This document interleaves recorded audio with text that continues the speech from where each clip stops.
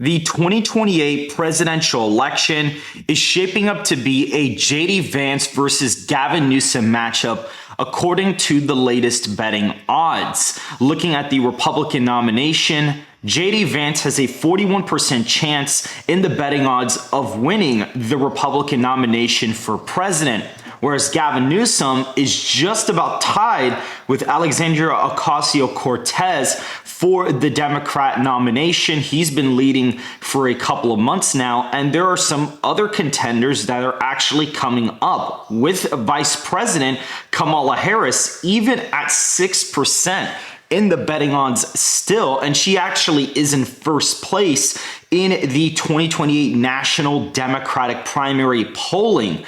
But we are going to be going based off the betting odds because that is what I like to use for these videos. And we're going to be looking at what my model is showing for a hypothetical matchup between these two candidates. Make sure to hit the like button and to subscribe if you want more content just like this. And go down in the description down below and check out my new website, onpointpolitics.com. The OnPoint aggregate has a Trump favorable rating as well as Biden's favorable rating from his term, including a Vance favorable rating as of right now, where Vance is still sitting at about 45% favorable. There isn't much polling on his favorability yet, so we have yet to see what it will fully stabilize to be in the near future. Donald Trump is about tied right now in his favorable rating at around 48.5%. Now, looking at this map here, we can see that the safe Republican states very easily would be Utah, Idaho, Wyoming, Montana, the Dakotas, all of Nebraska, except for that first and second congressional district. If we actually looked, actually it does fall in the safe Republican column. It's just like barely in the safe column by like a point and a half. We saw here it was like about a 13-point win, the first district in Nebraska. It's a slight improvement in the district, very narrowly an improvement there. And Nebraska does shift right by about 4 points due to the third congressional district mostly in the state. So that is why the state shifts a couple points to the right from the 20.5-point win that it was in the last election cycle.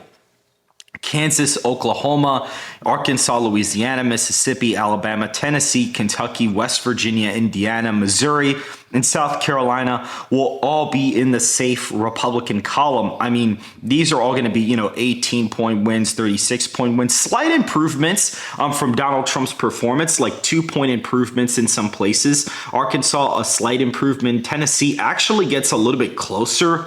Alabama, you can see here, it is like a 5-point shift.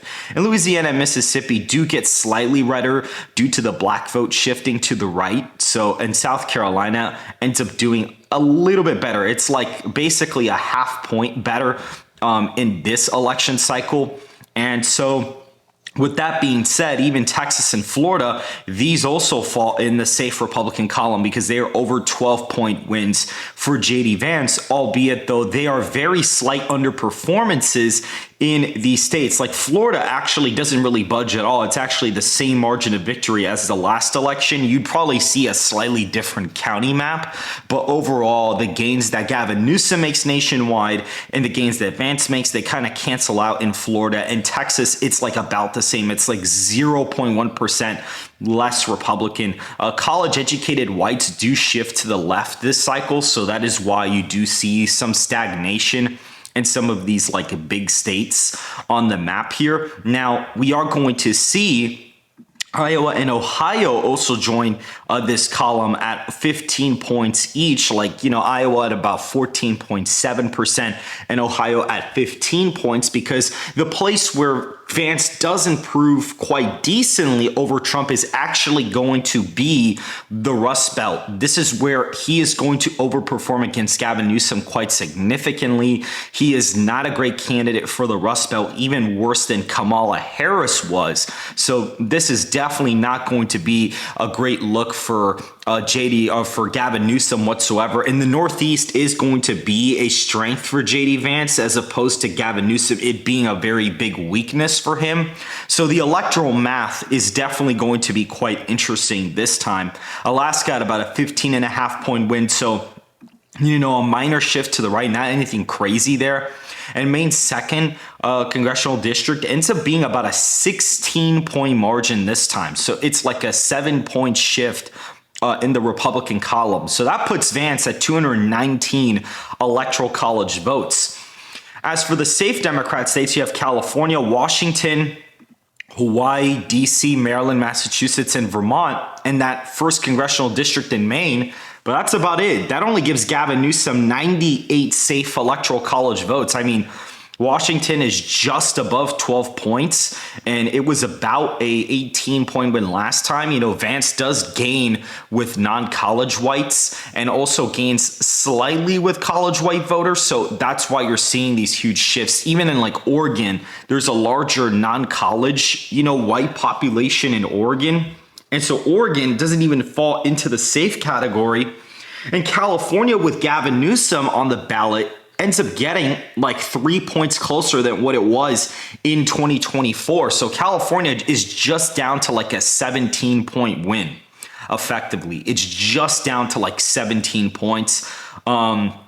Massachusetts all the way down to 22. I mean, it was about a 25-point win last time. Vermont is significantly closer. It swings to the right by like 6 points. And Maryland is just a 19-point win on the map for Gavin Newsom. And that first congressional district in Maine is just like a 13-point margin. So not exactly the best look for Gavin Newsom right now. Looking at the likely Republican states, you have the state of North Carolina, which was a 3-point win for Donald Trump in the last election. But given Vance's hypothetical gains with black voters, Hispanic voters, and some non-college whites, you are going to see North Carolina potentially end up in the 9-point column for Vance. Now, is it going to be that high? Probably not after, some campaigning and ad spending. It'll probably be closer to like, a 5 to 6-point win. But as of right now, that's what the model is showing for North Carolina. And even Georgia ends up being like a 6.7 percentage point margin. So it is a 4-point shift to the right for the state, like a little bit, basically like a 4.5-point shift to the right for Georgia, given Vance's gains with black voters nationwide. Gavin Newsom is historically unpopular with them. And I actually have JD Vance getting about 19% of black voters. So that's like a 6-point improvement from Trump's performance with the black vote. So that's why you're seeing Georgia and North Carolina end up in this likely Republican column. Arizona and Nevada both are about 7.5-point wins for Vance. He improved slightly, given the Hispanic vote shift. He makes some slight gains in these states. Nevada shifts more to the right than Arizona does. And actually, we see here, Nevada's about to vote to the right of Arizona. It's like very close, but it's like about to vote to the right in this hypothetical matchup. So I thought that was very interesting. And that puts Vance at 268. When you look at the Rust Belt states, I mean, Wisconsin and Pennsylvania are both like 6-point wins. And this is where Wisconsin ends up shifting like 6 points to the right from the last election. Vance would do significantly better in the WOW counties. He'd probably even win Ashland. I think he'd probably even flip Door County back, and he'd win Portage by a pretty decent amount. And he'd make gains in Milwaukee, especially quite a bit. Not as much Dane, but Milwaukee, he'd definitely make significant gains to the point where he's like just sweeping Wisconsin.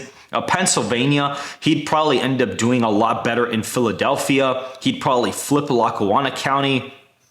Dauphin would be pretty close. Most of his gains would come from the deep blue areas of the state. That's where a lot of his gains would actually come from. And that puts Vance at 297 in the Electoral College with just the likely and the safe states. Now, for Gavin Newsom, you have Oregon in the likely column. You have Illinois at just 8.5 points for him. New York at about 10 points. You have Connecticut being a state at just 9.7%, and then Rhode Island at 8.7% for Gavin, and then you have Delaware at around 8.9%. So those are way closer margins than even the last election, where like Harris won them by 15, 15 rounded and like 14 points. These are like way closer margins in the Northeast, and I do expect Vance to improve quite significantly in the Northeast, given Gavin Newsom's very weak prospects in that area of the country. And now you have the battleground states, and you may be saying, okay, why is Colorado a battleground? It's because in the model, it comes in as just a 5.5 point win. I know that's very shocking with Harris winning it by 11 points, but with Vance basically only down in the Hispanic vote by like 4 points and making gains with non-college whites, you're actually going to see Colorado, especially with somebody like Gavin, end up getting quite closer than people would expect. Maybe when you have like Democratic voter registration data come in the next 4 years, maybe it'll be like an 8 or 7 point win when you factor in the voter registration trends and the population shifts, which are factored into this model, but they haven't really been fully fleshed out yet, because at the end of the day, it's still 2025. So my prediction in 4 years will obviously be different. But as of right now, we are seeing a pretty competitive Colorado here. And looking at Michigan, it's just below the 6 point mark at about 5.5 points. We can see Virginia at just 2 points, New Jersey at 4 points, and New Jersey's gains kind of stop. Like, he doesn't really gain as much as Trump did in the state. It could potentially get closer when Republican voter registration data comes in, because the state has been gaining a lot of Republican voters. So maybe as time goes on, that'll be factored into New Jersey. But as of right now, it is showing up as like a 3.9 percentage point margin victory on the map here. And even like Nebraska second basically is about the same from the last cycle. And then you have the pure toss-ups, where at this point, the only state that I think, in the battlegrounds that Gavin is winning is New Hampshire by like about 0.5 point. That's it. That is the only one he wins. Vance would win Minnesota very narrowly here. He ends up winning, I believe it's like by 0.1%. He ends up winning Maine by a single point, and then he wins New Mexico by like, basically it's like a razor thin state. It's like almost staying in the blue column, and it like barely flips here. So Vance would actually end up getting 329 to 209 in the Electoral College. Again, I'm not sure how realistic this is. I think with Gavin Newsom being a very bad candidate nationwide, having like a 30% national favorable rating, I do think that this is possible. And you do actually see realistic shifts, like the South, like Texas, Florida, don't really budge anymore, because Vance has basically, they've maxed out the gains, whereas in the Rust Belt, there's a lot more opportunity with Vance as the nominee and Gavin, as the weaker Democratic candidate than even Kamala Harris was. So you do see that this model is quite better than the one that I had last time around, and we are making refinements to it to try to have the most accurate map as humanly possible in the next 4 years. And so if you guys did enjoy this video, make sure to hit the like button and to subscribe if you want more content just like this. And I will see you guys in the next video.